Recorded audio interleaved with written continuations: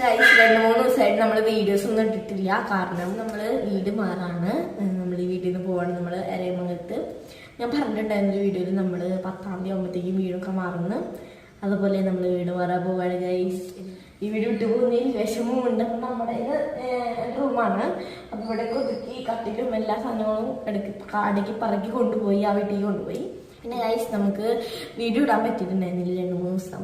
കാരണം കുറച്ച് കാരണങ്ങളൊക്കെ ഉണ്ട്. അത് ഞാൻ അവിടെ എത്തിയിട്ട് സമാധാനമായിട്ട് ഇരുന്നിട്ട് ഞാൻ പറയാം. അപ്പോൾ ഒരു വീട് മാറാന്ന് പറയുമ്പോൾ അറിയാലോ, ഭയങ്കര ബുദ്ധിമുട്ടുള്ളൊരു കാര്യമാണ്. മാല കട്ടിൽ അത് ഇതൊക്കെ കൊണ്ടുപോകണം.